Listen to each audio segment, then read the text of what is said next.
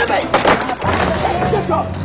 I got idea with something. I'm on seven. I do anything. Me, I'm on seven. It was a carnival. Bro, what's your way?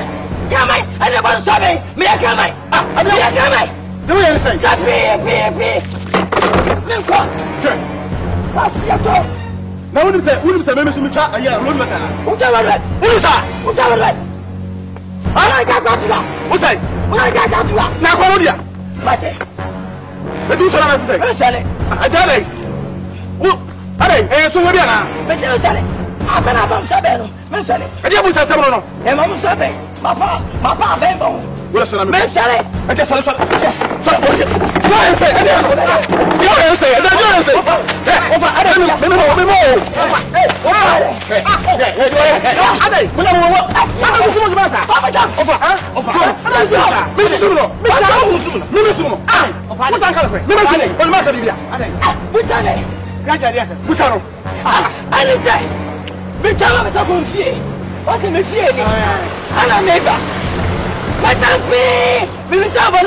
Somebody about something. I'm a trust of Passia.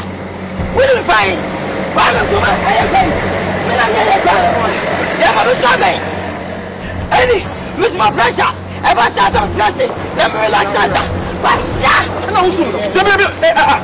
The most what's many now? Yes, so you mind. I don't know what to I mean, okay.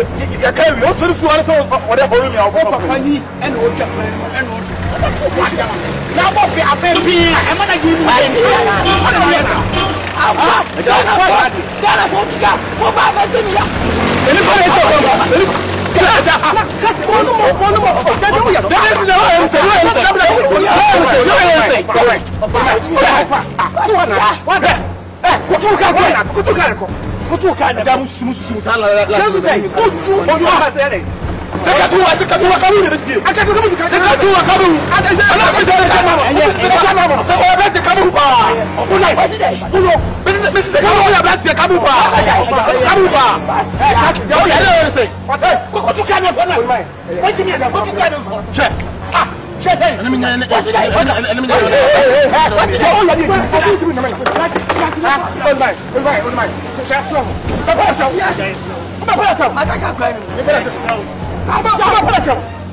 we are brother.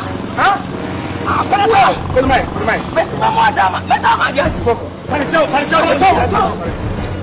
What is it?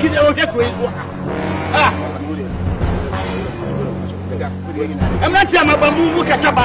Upon the Muti or your auntie cover. Kuma, and you're great. What a term, stay up on the Germany. But you are the finish one. What's the question? What do you want to do? I saw that. Why did you ask all that? Me up on some of us. What did you for?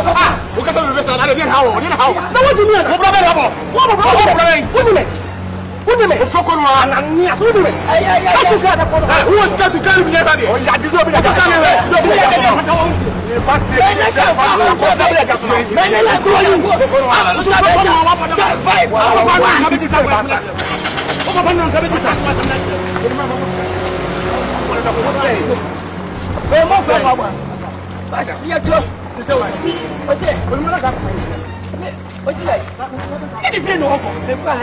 I want to know who you are.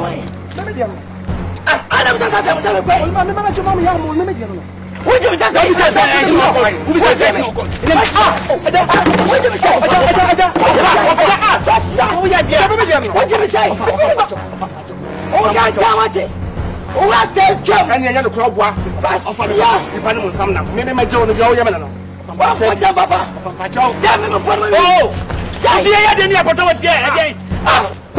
Once you need me only.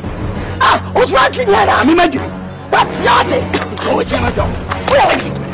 Okay, what's that? I didn't what the papa? Yeah, so. What's your? Why so confused? What's your door? I can't see.